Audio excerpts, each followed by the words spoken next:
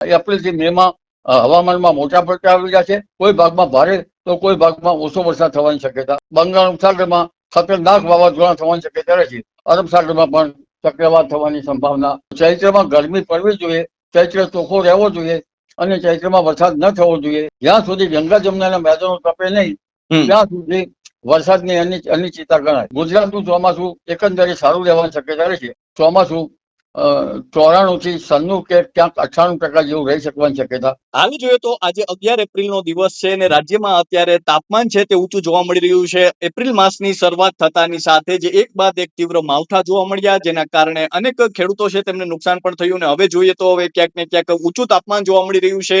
ઉનાળાનો જે તડકો કહેવાય તે તપી રહ્યો છે.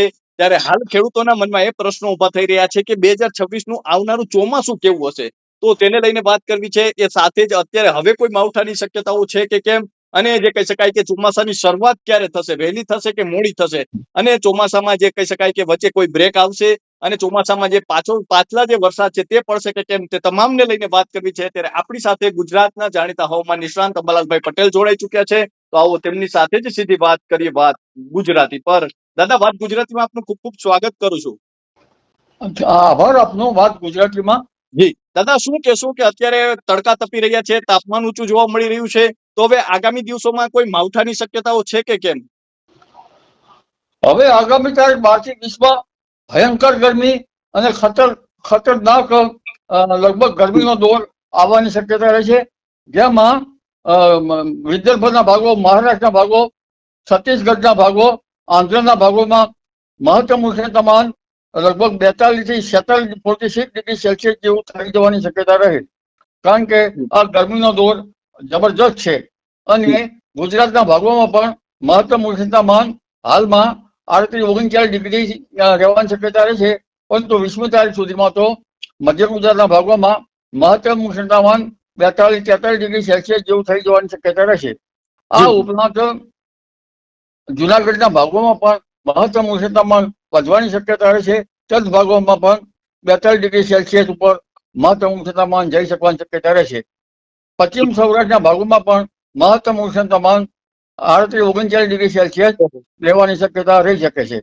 આ ઉપરાંત રાજકોટના ભાગમાં મહત્તમ ઉષ્ણતામાન 41-42 ડિગ્રી સેલ્સિયસ અને કચ્છના ભાગમાં મહત્તમ ઉષ્ણતામાન 40 ડિગ્રી સેલ્સિયસ જેવું થઈ જવાની શક્યતા રહેશે. આ ઉપરાંત ભરૂચ અને દક્ષિણ ગુજરાતના ભાગોમાં, નવસારીના ભાગમાં પણ મહત્તમ ઉષ્ણતામાન વધશે અને ગરમીનો દોર ચાલુ રહેશે. કચ્છ ભાગમાં પણ મહત્તમ ઉષ્ણતામાન ક્યારેક 40 ડિગ્રી સેલ્સિયસ જેવું થઈ જવાની શક્યતા રહે. આહવા, ડાંગ, વલસાડમાં હવામાનમાં ફેરફાર આવવાની શક્યતા રહે. એટલે હવે ભયાનક ગરમીનો દોર દેશના ભાગોમાં આવ્યો છે, જેની અસર, સીધી અસર ગુજરાતના રાજસ્થાનના સંલગ્ન ભાગો અને ગુજરાતના ભાગોમાં થવાની શક્યતા રહે છે.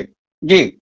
તો દાદા, જે રીતે વાત કરી છે કે હવે ભયંકર ગરમીની શરૂઆત થઈ જશે, તાપમાન છે તે ઊંચું જઈ શકે છે, રાજ્યના અનેક વિસ્તારોમાં ઊંચા તાપમાનનો પારો છે તે જઈ શકે છે. દાદા, હવે એ જાણવું છે કે આ તાપમાન ઊંચું છે તે કેટલા દિવસ સુધી રહી શકે છે, અને હીટવેવના રાઉન્ડ કેટલા આવી શકે છે, અને હવે કોઈ માવઠાની શું આગળ ઉપર કોઈ શક્યતા છે કે હવે કોઈ માવઠું નહીં આવે? હીટવેવના રાઉન્ડ છેક મે મહિના સુધીમાં આવવાની શક્યતા રહેશે. વચ્ચે વચ્ચે પ્રી મોન્સૂન એક્ટિવિટી શરૂ થવાની શક્યતા રહેશે. ગુજરાતમાં પણ મહત્તમ ઉષ્ણતામાન 26 એપ્રિલ બાદ લગભગ કેટલાક ભાગમાં 43 ડિગ્રી, 43 ડિગ્રી અને કેટલાક ભાગમાં 44 ડિગ્રી સેલ્સિયસ જેવું થઈ જવાની શક્યતા રહેશે. મે માસની શરૂઆતમાં પણ મહત્તમ ઉષ્ણતામાન કેટલાક ભાગમાં 44-45 ડિગ્રી સેલ્સિયસ જેવું થઈ જવાની શક્યતા રહે. એટલે ગુજરાતમાં લગભગ એપ્રિલથી મેમાં હવામાનમાં મોટા પડતા આવી રહ્યા છે. અને મે માસની શરૂઆતમાં લગભગ 10 મેથી જૂનની શરૂઆતમાં બંગાળ ઉપસાગરમાં ખતરનાક વાવાઝોડા થવાની શક્યતા રહે છે. અને મે માસમાં અરબ સાગર પણ સક્રિય થવાની શક્યતા રહેતા મે અને જૂનની શરૂઆતમાં અરબ સાગરમાં પણ ચક્રવાત થવાની સંભાવના ગણી શકાય. જી. તો દાદા, એ વાવાઝોડાની જે શક્યતાઓ છે, ગુજરાતમાં વાવાઝોડાની કોઈ અસર થશે? ગુજરાતમાં જો અરબ સાગર વાળું સાયક્લોન ઓમાન તરફ ન ફંટાઈ જાય તો ગુજરાતમાં પણ તેની અસર થવાની શક્યતા રહે. પરંતુ એ સાયક્લોન ગતિવિધિ શું છે એ તો ત્યાર પછી ખબર પડશે. પરંતુ મે માસમાં 17 મે પછી દરિયા ઉપર વધારે અસર થવાની શક્યતા રહે છે. જી. દાદા, ખાસ કરીને હવે જે ખેડૂતોના મનમાં જે સૌથી મોટો પ્રશ્ન અત્યારે જે ખેડૂતોના મનમાં છે તે એ છે કે આવનારું ચોમાસું કેવું રહેશે. તો દાદા શું લાગે છે ચોમાસાની શરૂઆત ક્યારે થશે, ચોમાસું કેવું રહેશે, વચ્ચે કોઈ બ્રેક આવશે કે કેમ, તે તમામને લઈને વાત કરવી છે. ગંગા જમનાના મેદાનો તપે તો ચોમાસું સારું હોવાની શક્યતા રહે. ઉપરાંત અરબ સાગર અને બંગાળ સાગરની સિસ્ટમો પણ પોષક રહે. ઘણી વખત ઘણી ગરમી પડે તો વાદળો ઉપરથી પલાયન થઈ જાય અને ચોમાસામાં વરસાદ થાય નહીં. આ વખતે અલ નીનો એક ઘાસી જણાવી છે વૈજ્ઞાનિકોએ.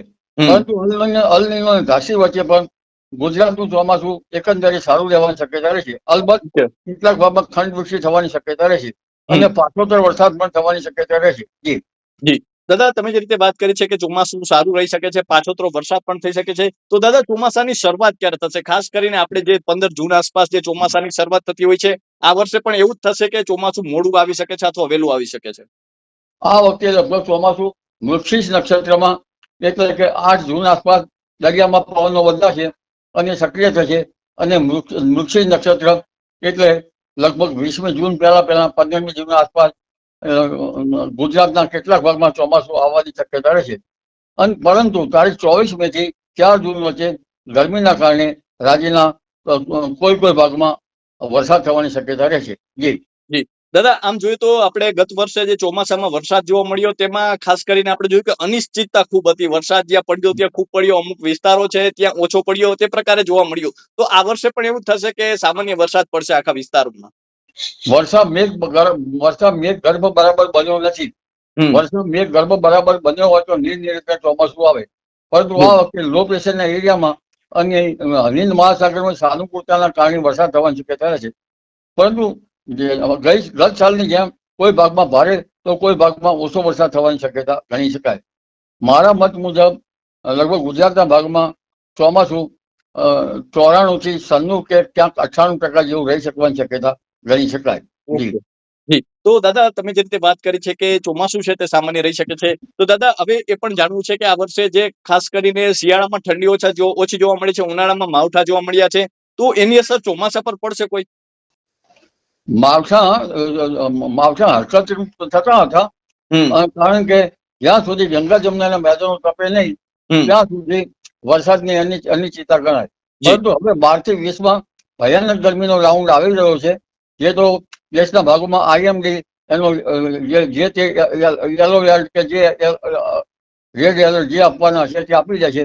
એટલે હવે ગરમી પડવાની શક્યતા છે અને આ ગરમીના કારણે આપણા ગંગા જમનાના મેદાનો તપવાની સાથે બંગાળ સાગર અને અરબ સાગરમાં સક્રિયતાના કારણે ચોમાસું આવવાની શક્યતા રહે છે. દાદા, હવે જે આપણે અત્યારે ખાસ કરીને 2026માં અત્યારે આપણે જોઈએ તો જે વાતાવરણમાં પરિવર્તન જોવા મળી રહ્યું છે, તો તેનું શું કારણ છે? અને ખાસ કરીને આપ તો વર્ષોથી જે આગાહી કરો છો, આપનો દાયકાઓનો અનુભવ છે, તો દાદા આપના મત મુજબ આ શા માટે આ પ્રકારનું વાતાવરણમાં બદલાવ આવી રહ્યો છે કે આ સામાન્ય વસ્તુ છે? આવો બદલાવ તો ઘણી વખત આવતો હોય છે. ઓકે. કારણ કે કોઈ એને ગ્લોબલ વોર્મિંગ કહે છે, ઘણાના મતે કાર્બન ઉત્સર્જન છે, પણ ગ્લોબલ વોર્મિંગની વચ્ચે પણ ગુજરાતના ચોમાસા સારા આવેલ છે. લગભગ આપણે છેલ્લા 3 વર્ષથી ગ્લોબલ વોર્મિંગની વાતો વચ્ચે પણ ચોમાસા સારા આવેલ છે. બિલકુલ. અને સફરનો દુકાળ હતો ત્યારે તો ગ્લોબલ વોર્મિંગ એટલું બધું નહીં હોય, લગભગ 1900ની આસપાસ આ સાલમાં. વચ્ચે મોન્સૂનની ચોમાસાની ધૂળ વિશે ખાતરીથી કઈ કહી શકાતું નથી, પણ કેટલાક જાણ્યા અજાણ્યા બળોના કારણે આ બાબતો બની રહી હોય મોસમની ગતિવિધિમાં, તેવું મારા મત મુજબ જણાઈ આવે છે. જી દાદા, ખાસ કરીને ખેડૂતોને લઈને વાત કરવી છે. અત્યારે ખેડૂતોને આંબાના પાક છે અને અનેક ખેડૂતો ઉનાળુ પાક પણ વાવ્યા છે, તો હવે એમાં કોઈ તકલીફ થવાની કોઈ શક્યતાઓ છે? કારણ કે હવે કોઈ એવું વાતાવરણમાં પરિવર્તન આવી શકશે જે ઉનાળુ પાકને અસર કરે? ઉનાળુ પાકમાં પિયત વ્યવસ્થાપન કરવું પડશે. જેમ જેમ ગરમી વધતી જશે તેમ મગફળી જેવા પાકોમાં લગભગ ફૂગની અવસ્થા થતી હોય છે. ઘણી વખત છોડ સુકાઈ જતો હોય છે. એટલે ખેડૂત ભાઈઓએ પાક સર્જના પગલાં લેવા સારા રહે. પરંતુ અખાત્રિત આસપાસ હવામાનમાં પલટો હોવાની શક્યતા રહેશે અને એપ્રિલ માસના અંતમાં અને મે માસની શરૂઆતમાં પણ હવામાનમાં પલટો હોવાની શક્યતા રહેશે. જી દાદા, ખાસ કરીને અંતિમ પ્રશ્ન છે કે અત્યારે આપણે જોઈએ તો ચૈત્રી દનૈયા ચાલી રહ્યા છે, તો ચૈત્રી દનૈયાની ચોમાસા પર આ વર્ષે શું અસર લાગે છે? ચૈત્રી દનિયા તપે તો સારું, કારણ કે ચૈત્રી દનિયાની ગણતરી ચોમાસાના સૂર્ય નક્ષત્રો પડવા છે. એટલે ચૈત્રમાં ગરમી પડવી જોઈએ, ચૈત્ર ચોખ્ખો રહેવો જોઈએ અને ચૈત્રમાં વરસાદ ન થવો જોઈએ, એવું એક આપણું પ્રાચીન ગણિત છે. એટલે અત્યારે હાલ દરિયા તપ્યા છે અને દરિયા બરાબર તપવાના પણ છે. અલબત્ત કદાચ શરૂઆતના દરિયામાં કંઈક અસરો આવી છે, પણ દરિયા તિથિ પ્રમાણે 14 સુધી દરિયા ગણાતા હોય છે. એટલે દરિયા તપવાની શક્યતા છે. તારીખ 20મી આસપાસ હવામાનમાં પડતો હોવાની શક્યતા છે. જી જી જી. તો દાદા, અમારી સાથે જોડાવા બદલ અને આપનો કિંમતી સમય આપવા બદલ ખૂબ ખૂબ આભાર. તો આ હતા ગુજરાતના જાણીતા હવામાન નિષ્ણાંત અંબાલાલભાઈ પટેલ, અને તેમણે જે રીતે આપણી સાથે વાત કરી છે કે હાલમાં જે તાપમાન છે તે અનેક સ્થળોએ છે તે ઊંચું જઈ શકે છે, તાપમાનનો પારો સતત વધી શકે છે. એ સાથે જ આવનારું ચોમાસું છે તેની શરૂઆત ક્યારે થશે, અને એ સાથે જ જોઈએ તો દાદાએ ચોમાસું છે આવનારું તે ખૂબ સારું ચોમાસું રહી શકે તે વાત કરી છે. સામાન્ય ચોમાસું રહે તેવી શક્યતાઓ તેમણે વ્યક્ત કરી છે, અને સાથે જ વાવાઝોડાની પણ શક્યતાઓ છે. અને એ સાથે તેમને ચૈત્રી ધનૈયા જે અત્યારે તપી રહ્યા છે તેની અસર ચોમાસા પર કઈ રીતે જોવા મળતી હોય છે તેની પણ વાત કરી. તો હાલ તો બસ આટલું જ. ફરી મળતા રહીશું વાત ગુજરાતી પર.